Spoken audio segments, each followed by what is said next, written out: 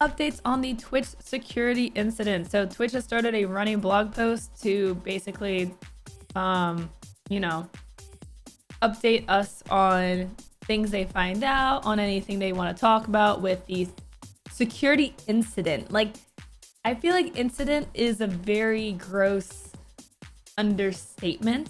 An incident sounds like it's like, oh, I stubbed my toe, or you know, like, oh, my friend shoved me and I accidentally, you know, I stepped in a puddle and got all muddy. Like, the incident sounds like something that you would put a band-aid over. And I just can't really describe Twitch having their entire source code leaked and security protocols leaked as an incident. An incident. An incident. I don't know. It's just, it's funny to me. It's funny to me. It's just, it's like, To be fair, like, what are they gonna call it? The Twitch data disaster? The security disaster?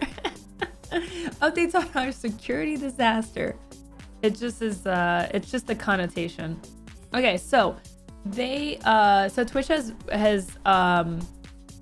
forced a reset on every single person's stream key. Okay, so if you are using OBS, then okay. Because I bet you there will be a lot of people that are like trying to hit the live button. They're like, I don't understand. Why am I not going live?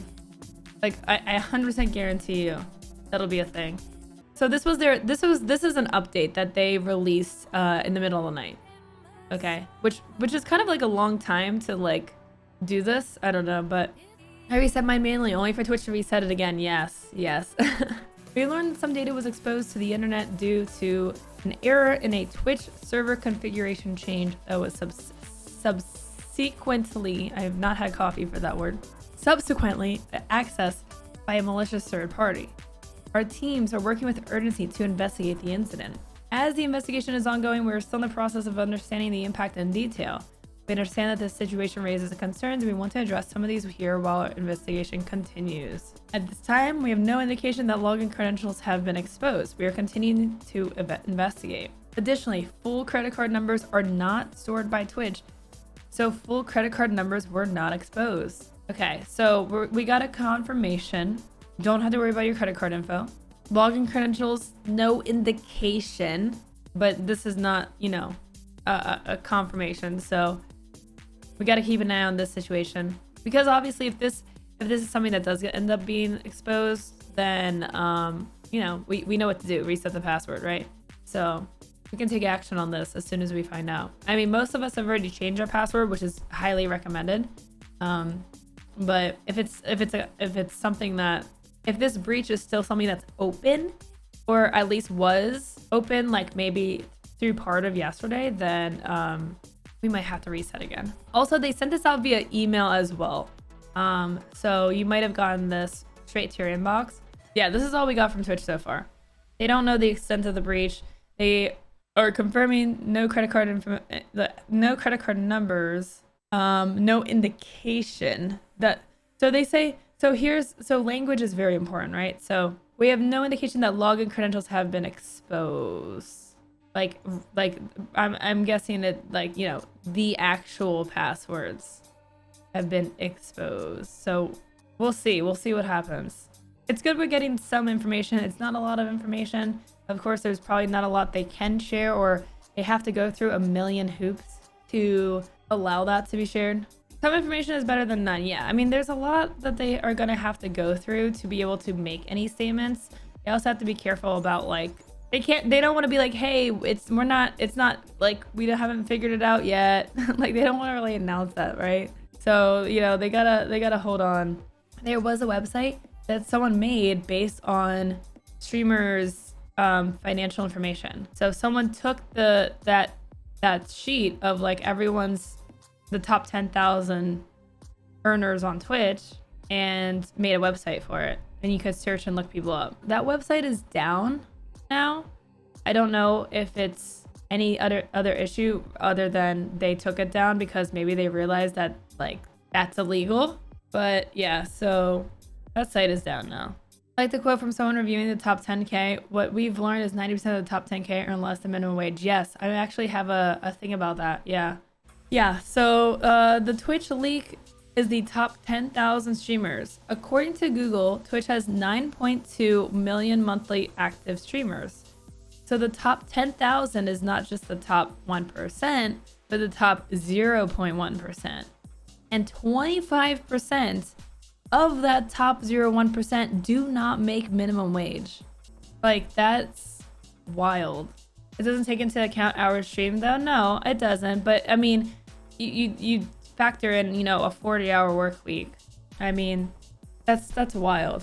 Like that's still like, it's like, so I think what's mind-blowing about the revenue data is the top streamers. Like, to me, that doesn't surprise me, but it's always like kind of like, whoa, like to look at, right? It's like, whoa. But it's like the bottom. It's the bottom of these the streamers, like the bottom of this list, right? That you're like, wow, like to be a full-time streamer, you're 75% of 0.1%. Like you're in the top point something point, you're 0.075% of streamers. There's like 9 million monthly streamers. Yeah. Why are you assuming all these people are full-time streamers? That's not the assumption. It's just like just mathing out a 40-hour work week if they were full-time streamers. And plus, I would say that probably like a lot of them are, but displays that Twitch can afford these multi-million-dollar exclusivity deals on the back of incoming sub and ad rev. The top are brining in some bank, but it's how they spam out ads to the vast bottom earners that truly brings in the money. So if you're in the top 10,000, you're in the top 0.1% of Twitch. It's just like crazy. It's just like a crazy number. Not to be rude, but the 9.2 million streamers, is everybody supposed to make money streaming? No, I mean, that's not the point. Is like the expectation that every single person who streams should be making money or should be making a full-time income. I don't think that's like what the angle is here. It's just pointing out that it is super rare to make a full-time income on Twitch. Like, it is a super rare thing. I think, like, I don't know. I feel like I would have expected this number to be bigger. Like, more people are making a full-time living on Twitch. And also, I think, like, I mean, everyone's, like, cost of living is different. So some people need more, some people need less. Especially, like, different countries, different currency changes. But, I mean, I think it's a surprise that, like, 0.07, or we'll round it up, 0.08% of streamers on Twitch or make enough to have a full-time income or at least make minimum wage. That's a pretty tiny number. I was concerned that a manager is saying otherwise, so my friend is worried if Twitch were to go down, he would apparently be putting himself legally vulnerable if he streams somewhere else. Your friend needs to look at their own contract. Like, don't go off someone's word, because a manager telling you you can't or can do something doesn't mean anything. It comes down to the legal paperwork.